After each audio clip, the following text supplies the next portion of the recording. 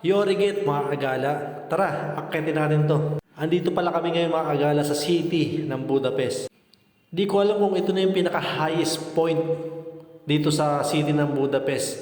Itong akitin namin. Kasi tanaw mo talaga lahat ng city. Sobrang lamig dito mga kagala pero pag inakyat mo to, pagpapawisan ka pagdating mo sa taas.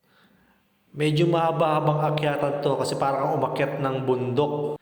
So dito kailangan talaga namin i-explore dahil nga bus driver kami dito sa Hungary, kailangan namin malaman lahat ng lugar. At di ka naman basta-basta mawawala dito, napakadali lang tandaan ang mga lugar, lalong-lalo na yung mga tulay, yun lang ang pinaka-landmark namin. At saka mga kagala, dito di rin pala mawawala yung mga palaro na budol, kumbaga scam. Yung tatlo na yan, magkakasabwat yan. Kunyari tumataya, pero magkakasabwat silang tatlo.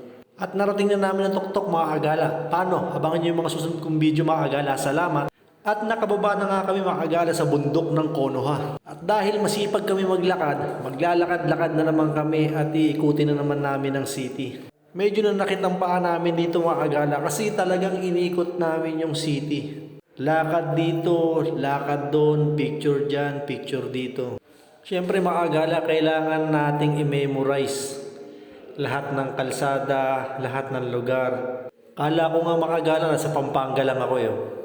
At nandito na nga kami napadpad mga kagala sa Basilica Church. Dito yan sa Budapest, sa gitna ng city. Naabutan namin dito, nagpe-prepare na sila ng Christmas tree na malaki.